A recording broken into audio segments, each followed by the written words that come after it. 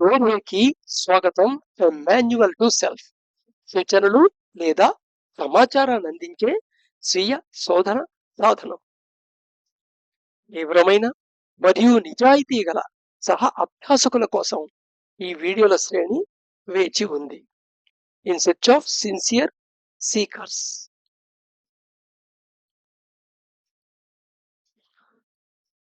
So ఇప్పుడు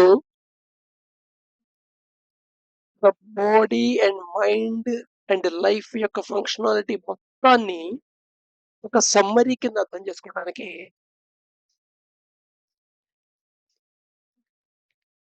ఒక metaphor వాడుతున్నాం ఇక్కడ. ఒక రథం లాంటిది అనమాట.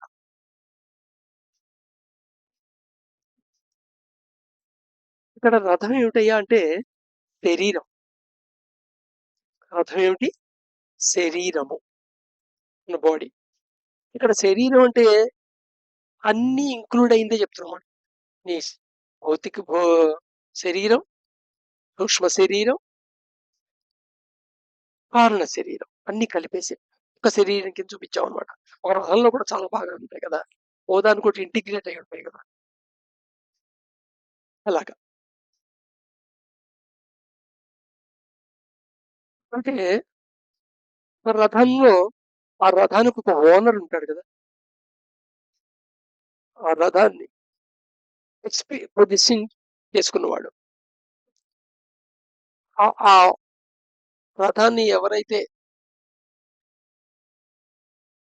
పొజిషన్ చేసుకున్నారో అది ఎవరికి సంబంధించిందో వాళ్ళని ఆత్మ, ఒక రకంగా రైడర్ అనమాట, ఆ రథంలో ప్రయాణం చేసేవాడు. ఇక్కడ ఈ బొమ్మలో అర్జునుడిని చెప్పాలి అలాగా.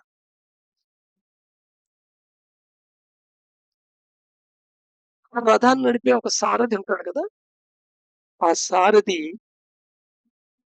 బుద్ధి అని చెప్పాలి. సో ఇక్కడ ఈ పటంలో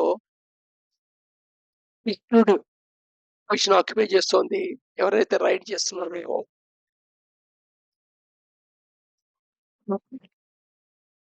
ఇక్కడ ఇంకో ఎనాలజీ కూడా పాపులర్ ఉంది. దీంట్లో వీడిని పరమాత్ముడని,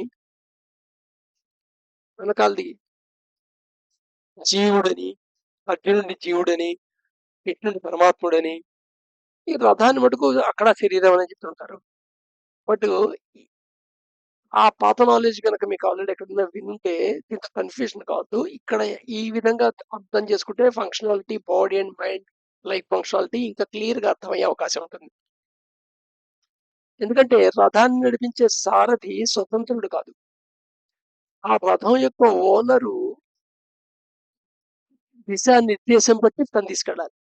ఇప్పుడు మనం కారులో వెళ్తాం అనుకో, డ్రైవర్ వాడి ఇష్టం తీసుకెళ్తాడు, మనం ఎక్కడ కావాలో అక్కడికి తీసుకెళ్తాడా. సో అదనమాట.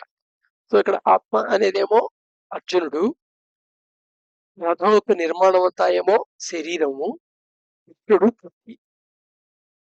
సో ఈ రథాన్ని నడపడానికి గుర్రాల నుండి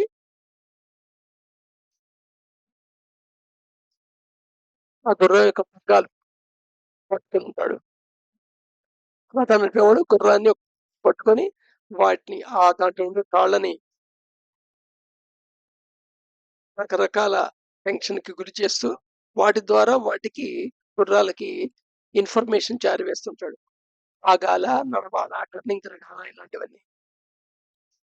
సో ఈ ఈ పగ్గాలు ఏవైతే ఉన్నాయో ఈ పట్టుకున్న పగ్గాలు, వీటిని మనం మన్ అనాలి, మనసు. కూడా 5 గుర్రాలు నన్ను తీసుకెళ్తుంటాయి. సో 5 మన యొక్క ఇంద్రియాలు: కన్ను, ముక్కు, చెవు, నాలుక, చర్మం. సో ఇవి గుర్రాలు మాట. సో ఇప్పుడు ఈ రథాన్ని గుర్రాలు తన ఇష్టం వచ్చినట్టు తీసుకెళ్ళిపోతున్నాయి అనుకో, గుర్రాలు తన ఇష్టం వచ్చినట్టు ఎలా తీసుకెళ్తాయి? వాటికి ఏది ఇష్టమో అటువైపు తీసుకెళ్తాయి. అంటే నీ సెన్సెస్ ఏవైతే ఇండల్జ్ ఉన్నాయో అటువైపుకి వెళ్ళిపోతుంది అనమాట.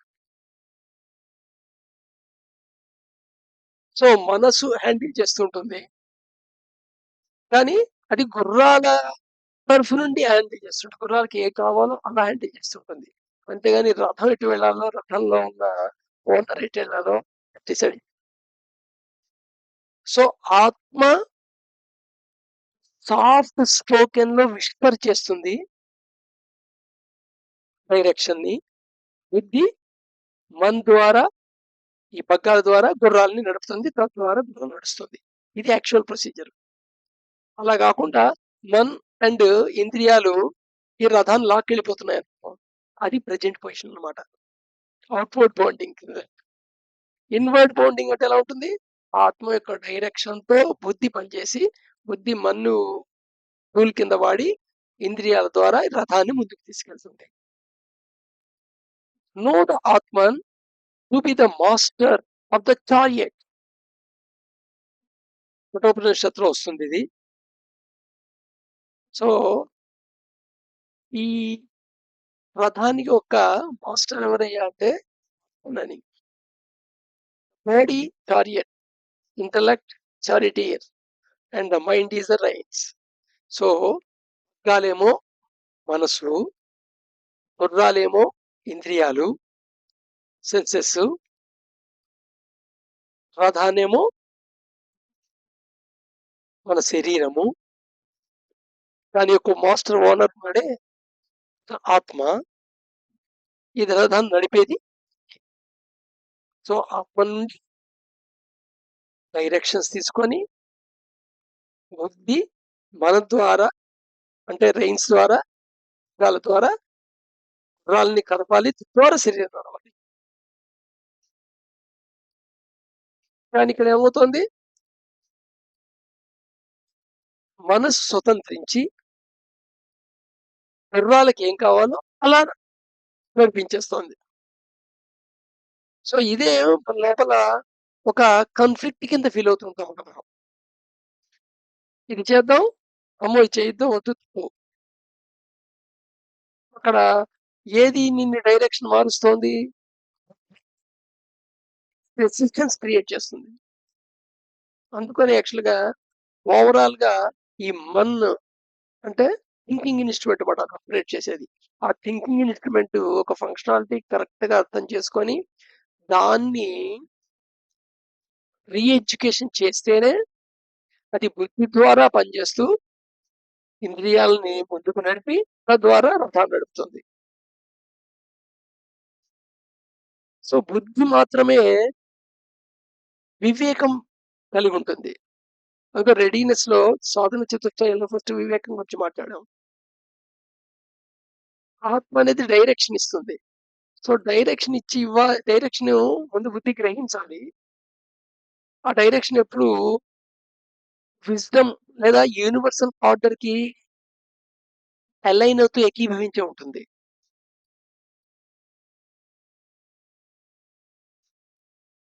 సో ఈ ప్రయాణంలో చాలా ఎక్స్పీరియన్స్ అవుతుంది.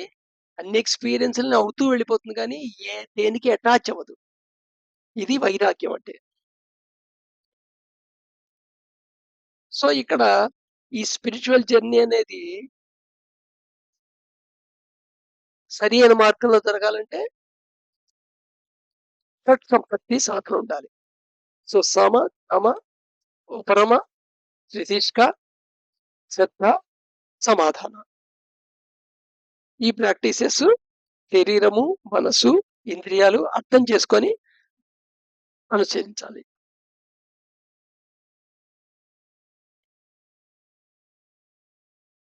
సో మనకి ఈ అనాలజీలో లోపల మనకొచ్చే అబ్జెక్షన్ ఏంటంటే పరమాత్ముడిని నడిపెయ్యాలి. ఇక్కడ కృష్ణుడిని మనం చూడంగానే డివైన్ కింద చూస్తాం. పరమాత్ముడు అవతారం కింద చూస్తాం. సో పరమాత్ముడు వాడు ఈ ఆత్మకి ఈ శరీరాన్ని ఎట్లా తీసుకెళ్లాలో వాడే తీసుకెళ్ళిపోవాలి. సో ఈ కాన్సెప్ట్ లో డిపెండెన్సీ వస్తుంది మనకి. అంటే నువ్వు చేయవలసింది ఏమీ లేదు, దేవుడే నీకు అన్ని కడగలుస్తాడు, వాడిని నమ్ముకుంటే చాలు. బట్ కానీ అక్కడ దేవుడి స్థానం, పరమాత్ముడి యొక్క స్థానం బుద్ధిలో ఉంది. ఎందుకంటే ఎంటైర్ వరల్డ్ అంతా, ఈ యూనివర్స్ అంతా, క్రియేషన్ ఎగ్జిస్టెన్స్ ఈ మొత్తం అంతా ఒక ఆర్డర్ లో నడుస్తోందంటే అది ఒక ఇంటెలిజెన్స్ వ్యవహారం అనుకున్నాం మనం. ఆ ఇంటెలిజెన్స్ ఎవరైతే ప్రదర్శిస్తున్నారో అదే అల్టిమేట్ ట్రూత్. అందుకని ఈ బుద్ధి ప్లేస్ లో ఇక్కడ పరమాత్ముడి పొజిషన్ పెట్టడం జరిగింది. సో, పరమాత్ముడికి మనం సలహా ఇచ్చేవాళ్ళమా? ఆత్మ సలహా ఇస్తే బుద్ధి నడపాలి గదా! మరి పరమాత్ముడికి నువ్వు ఇస్తున్నావా? అనేది ఎందుకొస్తోంది ఆలోచన అంటే, కేవలం మనం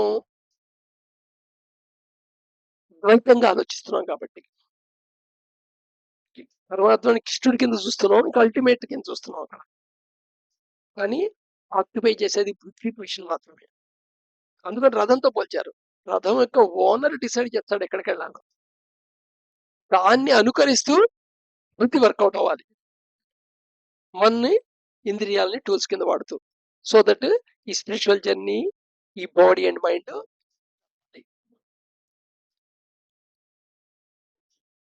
రేపు మళ్ళీ కంటిన్యూ అవుతుంది.